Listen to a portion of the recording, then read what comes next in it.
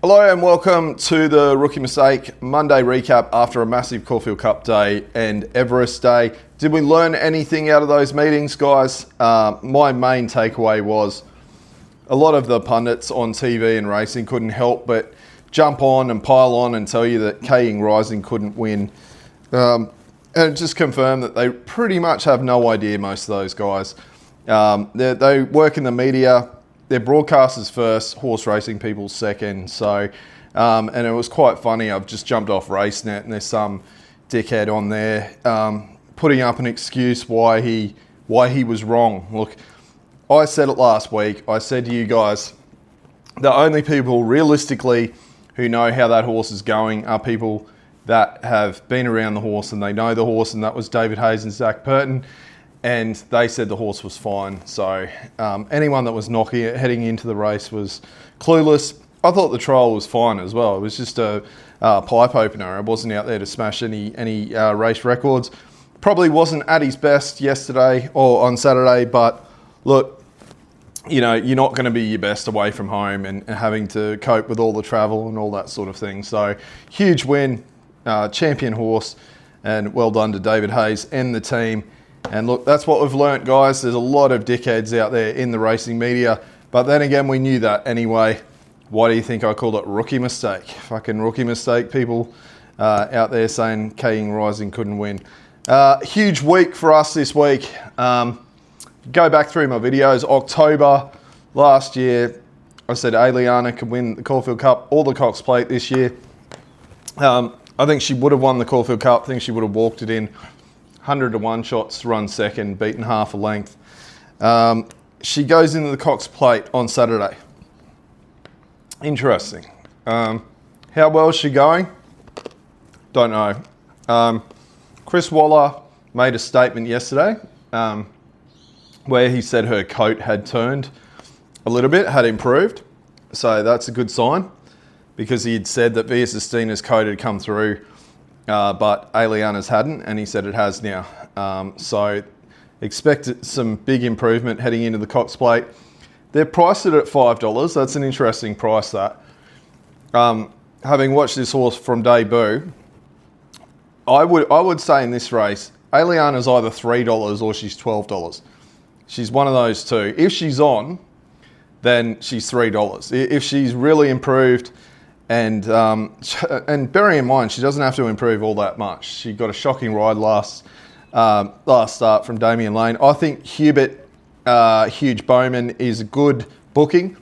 He's a horseman. He's from Dunedoo. You'll notice Aliana plays up a little bit in the mounting enclosure and also on the way to the track. So I think an old school farm boy like Hugh will suit the horse, and his soft hands, he'll know how to treat it as she goes around to the barrier. She's going to be a much better horse in the autumn. But look, I tipped her at 50s when they put her in the market. I'm on at 34s, I'm on at 20s, I'm on at 16s, I'm on at 11s. And that's as far down as I've gone. I may even back her again on Saturday if she's out to $6, if I like the way the race is building. But cannot wait. To all the guys out there that have lurked, or maybe former members who backed her, you should rejoin, guys. It's a great time of year to rejoin anyway, but 120 a month, and go on the journey with us, guys, because if she wins on Saturday, it's going to be an all-time result for the Rookie Mistakers out there. So you can do that, rookiemistakepod@gmail.com. If you sign up today, you get the Geelong Cup, which is Wednesday. You get the Cox Plate, Mini Valley Cup, Spring Champion Stakes, all of Cup Week, Saturday, Tuesday, Thursday, Saturday of Cup Week, and a couple more Wednesdays and Saturdays. So great time to sign up. But yeah, if you've copped that tip off me over the last 12 months, then join the team. Now, Arabian Prince, next horse I want to talk about. It ran 7th. I think it was a great run heading into the Derby. Tried to loop them, almost impossible at Caulfield. I told the super subs on Saturday morning to back it in the Derby, but it was just going around for a run today, and that's certainly how it looked. So that's my tip for the Derby guys. Arabian Prince, I thought it ran super, beaten a little over a length, and was set a massive task, but I think that race will actually bring it on for the Derby. Linebacker, tipped it on the Thursday, then tipped it again on Saturday morning. So if you won on that, sign up. Gave it out at $4 on the Thursday, came into $3. I thought after Ying Rising won that it would have started around 220. If you reprice that race after the race, it probably should have been odds on. Huge win. It's all ahead of it. Probably come down south now, come down to Flemington and win something big over the carnival. But boy, that was impressive. And it was also the free value tip and went out to the subs in the morning. Ole Dancer, Apocalyptic, love watching that race. The 1,000 Guineas. I think Apocalyptic sort of wobbled a little bit coming around the Caulfield turn, which a lot of Sydney horses do first start at Caulfield. Aliana did it in the same race last year. She wobbled around the turn costs of the race. And I thought Shin was brilliant on the bigger horse, just roughing up against it on Ole Dancer. It's all fair competitive racing. And he did a wonderful job to get that home. And it's all ahead of Ole Dancer. Not sure where Apocalyptic goes from here. Caulfield Cup, half yours. Full credit to it. Jamie Carr, great ride. She turned her form around and put it in the right spot under heaps of pressure. Very disappointed in Deacon. I know it was set a bit of a task, but didn't seem to get the trip. Don't know what to make of that. That's been my tip heading into the Melbourne Cup. I'm not sure. We have to reconvene and have a think about that. I don't think it's only fresh, the Caulfield Cup, but I suspect the Melbourne Cup winner was not in that race. And in fact, I've got a couple of outsiders that I am just praying get into the Melbourne Cup because I think that they will have a chance if they get in there because they are dyed-in-the-wool stayers. They'll eat up the 3,200, and I'm not convinced many of these horses will. Certainly not a lot of horses in that Caulfield Cup were attacking the line at the end there. We touched on the Everest, Ying Rising. What a win. Absolute champion. Be back again next year. I tipped Idle Flyer out to the super subs, the members, $3.70 into $2.50. Sat 3 wide the trip, bolted in. That was its race. Top win was set for it, and brilliant. Rothfire, $14. What a marvel he is. We were out there on one of the big days over the Winter Carnival. Can't remember if it was I think it might have been the 10,000 where he ran that huge race. He almost pinched it. He's almost been dead a couple of times. He's had massive surgeries that would cruel almost any other horse. So full credit to Heathcote and the team there. Chai Wolf turned his form around. Great win. Chad Schofield.